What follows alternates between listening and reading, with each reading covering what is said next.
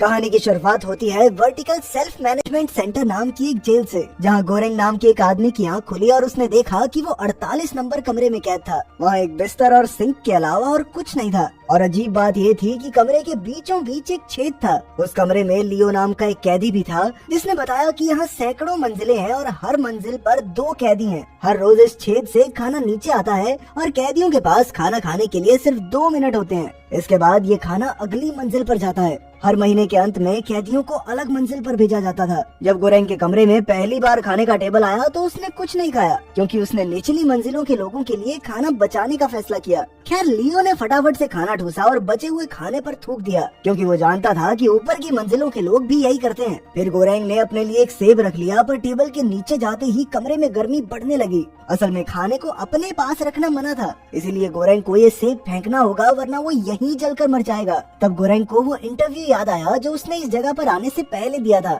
उसने एक कागज पर दस्तखत किए थे, जिसके मुताबिक वो अपनी मर्जी से यहाँ से बाहर नहीं निकल सकता। हर कैदी को जेल में कोई एक चीज लेकर जाने की इजाजत थी, और गोरेंग अपनी पसंदीदा किताब साथ लाया था। गोरेंग यहाँ अपनी मर्जी से आया था और 6 महीने पूरे होते ही उसे ढेर सारे पैसे मिलेंगे। अगले दिन गोरेंग ने एक बार फिर से कुछ नहीं खाया। उसने लियो से उसकी कहानी पूछी तो लियो ने बताया कि एक दिन उसने टीवी पर एक अनोखे चाकू की एड देखी और तुरंत ही उसे खरीद भी लिया। पर कुछ ही दिनों में कंपनी ने उससे भी अच्छा चाकू निकाला, जिससे लियो को इतना गुस्सा आया कि उसने टीवी उठाकर खिड़की से बाहर फेंक दिया, जो एक राह चलते आदमी पर गिरा और उसकी मौके पर ही मौत हो गई। इसके बाद लियो को वहाँ लाया गया और वो 132वीं मंजिल तक भी रह चुका है। और उसने कहा कि यहाँ और भी मंजिलें हैं। निचली मंजिलों के कैदी अक्सर भूखे रह जाते हैं, क्योंकि वहाँ तक खाना पहुँचता ही नहीं। अब गोरेंग ने सोचा कि अगर सब बराबर खाना खाएं तो नीचे के कैदियों तक भी राशन पहुँच सकता है। इसके लिए गोरेंग ने निचली मंजिल के लोगों से बात की, पर किसी ने उस पर ध्यान नहीं दिया। फिर लियो ने निचली मंजिल में पेशाब करके अपना चाकू दिखाया,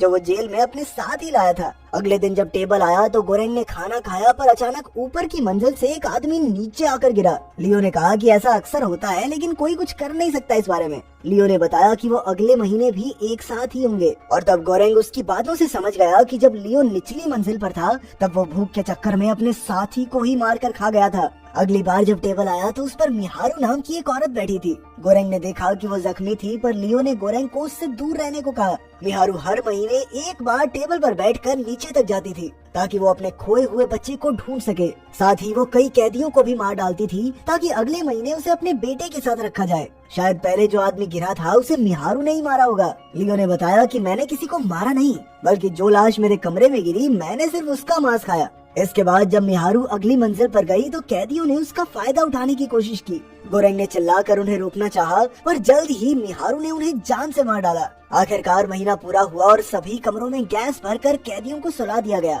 जब गोरेंग की आंख खुली तो वो 171वीं मंजिल पर बिस्तर से बंधा हुआ था। लियो ने उसे इसलिए बांधा था क्योंकि गोरेंग जवान है और उसे गोरेंग से अपनी रक्षा करनी होगी। तभी बाकी मंजिलों से चिल्लाने की आवाजें आने लगी, क्योंकि सबकी मंजिलें बदल चुकी थी। जब गोरेंग के कमरे में टेबल पहुंचा तो खाने के लिए एक दाना तक नहीं बचा था। आखिरकार 8 दिन बाद लियो ने कहा कि देख भाई, बहुत भूख लगी है, अब कुछ तो खाना ही पड़ेगा। बेचारा गोरेंग रहम की भीख मांगता रहा, लेकिन लियो ने अपने चाकू के इस्तेमाल से गोरेंग की टांग से मांस निकाला और उसे खाने लगा। पर तभी टेबल पर बैठकर मिहारू वहाँ आ गई। मिहारू को याद था कि गोरेंग ने उसकी मदद करने की कोशिश की थी, इसलिए मिहारू लियो पर कूद पड़ी और उसी के चाकू से उस पर हमला कर दिया। फिर उसने गोरेंग को आजाद करके चाकू दिया और गोरेंग ने एक ही झटके में लियो का काम तमाम कर दिया। इसके बाद गोरेंग बेहोश हो गया और बाद में जब उसकी आंख खुली तो उसने देखा कि मिहारू ने उसकी टांग पर चादर से पट्टी की थी और वो पास ही बैठकर लियो को खा रही थी। उसने थोड़ा बहुत मांस गोरेंग को भी खिलाया और फिर बिना कुछ कहे नीचे चली गई।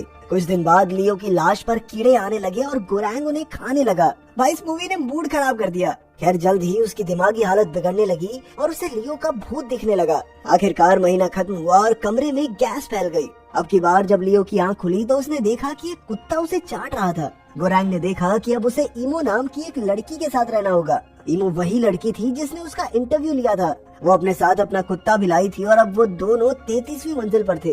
वो लड़की थोड़ी सनकी सी थी और यहाँ पर अपनी मर्जी से आई थी। उसके मुताबिक यहाँ 200 मंजिलें थी, पर गोरेंग ने कहा कि यहाँ होंगी, लेकिन खाना तो सालों के पास 50 के लिए भी नहीं है। इस पर इमो ने कहा कि सब अगर अपनी जरूरत के हिसाब से खाएं तो सबका पेट भर जाएगा, लेकिन इसके लिए सभी कैदियों को एकजुट होना होगा। पर गोरेंग ने कहा कि ऐसा कभी नहीं होने वाला। बाद में जब खाना आया तो इमो ने खुद और अपने कुत्ते को सिर्फ जरूरत के हिसाब से खिलाया। फिर उसने 2 लोगों के लिए प्लेट तैयार की और जब खाना नीचे पहुंचा तो उसने नीचे वाले कैदियों से उसकी बनाई हुई प्लेट में से खाने को कहा और कहा कि भैया प्लीज अगले कैदियों के लिए प्लेट बना देना। खैर लाजमी सी बात है कि उसकी किसी ने नहीं सुनी और गोरेंग ने फिर से कहा कि मैं ये सब करके देख चुका हूँ, कोई फायदा नहीं होने वाला। पर इमो ने हार नहीं मानी और रोज लोगों को जरूरत के मुताबिक खाने को कहती रही। 2 हफ्तों बाद गोरेंग भी तंग आ गया और उसने नीचे वाले कैदियों से कहा कि आज अगर इस लड़की की बात नहीं मानी ना तो रोज तुम्हारे खाने पे मूत के भेजूंगा सालो। गोरेंग की ये तरकीब कामयाब रही और कैदी यही संदेश आगे पहुंचाने लगे। कुछ समय बाद टेबल आया तो उस पर मिहारू बेहोश पड़ी थी। गोरेंग और इमो ने उसे बिस्तर पर लिटा दिया। शाम तक भी जब उसे होश नहीं आया तो बेचारा गोरेंग खुद जमीन पर सो गया। लेकिन जब उसकी आंख खुली तो उसने देखा कि वो दोनों लड़कियां लड़ रही थी क्योंकि मिहारू इमो के कुत्ते को मारकर खा गई थी। खैर अगले दिन वो टेबल पर बैठकर चली गई। गोरेंग ने इमो को बताया कि मिहारू अपना खोया हुआ बच्चा ढूंढ रही है, पर इमो ने कहा कि पागल वागल है क्या, 10 महीने पहले ये अकेली यहाँ पर आई थी। फिर बातों बातों में हमें पता चला कि इमो को दरअसल कैंसर है। खैर जल्द ही महीने का आखिरी दिन आ गया और गोरेंग ने उसे कुछ खाने को दिया क्योंकि हो सकता है कि कल कुछ भी नसीब न हो पाए। लेकिन इमो बिस्तर से ही नहीं उठी। अगली सुबह गोरेंग उठा तो उसने देखा कि वो 202वीं मंजिल पर था और उनके नीचे न जाने कितनी और मंजिलें थी। ये देखकर इमो खुद को संभाल नहीं पाई और उसकी मौत हो गई। तभी गोरेंग को लियो का भूत दिखा और वो कहने लगा कि क्या गोरेंग अब इस लड़की को भी खा जाएगा। अचानक से उसे इमो और उसका कुत्ता भी दिखने लगे जो कह रहे थे कि उसे इमो का मांस खाना चाहिए।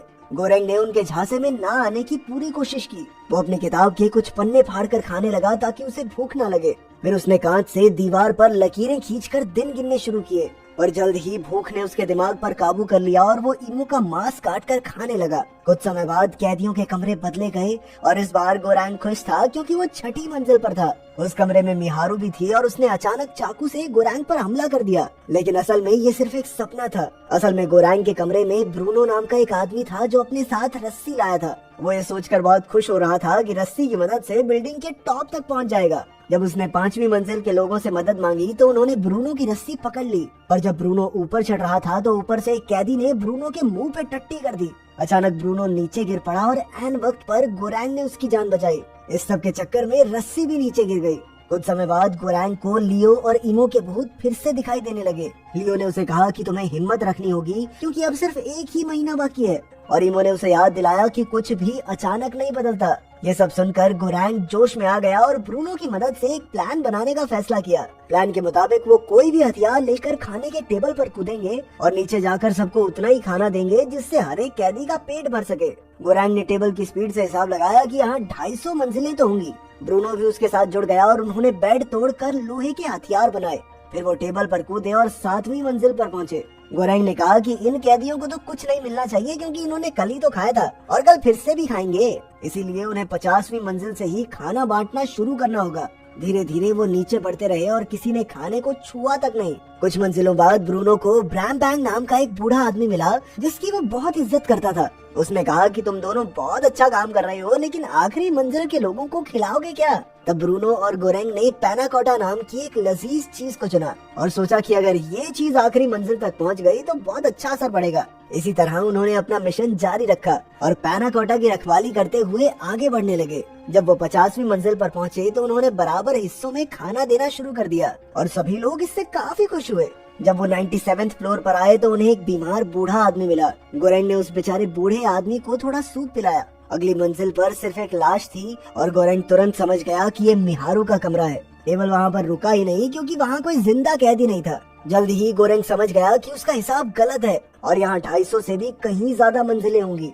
फिर उन्होंने अगली मंजिल पर देखा कि 2 आदमी मिहारू पर हमला कर रहे थे। एक के हाथ में तलवार थी और दूसरा काफी हट्टा कट्टा था। इसीलिए जब गोरेंग और ब्रूनो उसे बचाने कूदे तो उनके लिए लड़ना बहुत मुश्किल हो गया। ब्रूनो ने पहले आदमी को मारा और फिर गोरेंग के साथ मिलकर पहलवान का भी काम तमाम कर दिया। लेकिन अब बहुत देर हो चुकी थी क्योंकि मिहारू पहले ही मारी गई थी। गोरेंग उसके दुख में रोने लगा पर ब्रूनो ने उसे टेबल पर खींच लिया। इसके बाद वो हर मंजिल पर बराबर खाना बांटते रहे। हालांकि कई मंजिलों पर सिर्फ मरे हुए कैदियों की लाशें थी। आखिरकार टेबल 333वीं मंजिल पर आकर रुक गया और उन्हें लगा कि यही आखिरी मंजिल है। पहले तो उन्हें लगा कि यहाँ कोई नहीं रहता, पर असल में कोई बिस्तर के नीचे छिपा हुआ था। ये कोई और नहीं बल्कि मोरो था। दरअसल वो ही मिहारू का खोया हुआ बच्चा था। ब्रूनो और गोरेंग उस लड़के की ओर बढ़े और जैसे ही वो टेबल से हटे तो वो फिर से नीचे जाने लगा। तब गोरेंग ने ब्रूनो से कहा कि पेनाकोटा को जल्दी से छेद में फेंक दे, और ब्रूनो ने ऐसा करने से इनकार कर दिया। हालांकि उन्होंने खाना चुराया था, पर फिर भी कमरा गर्म या ठंडा नहीं हुआ।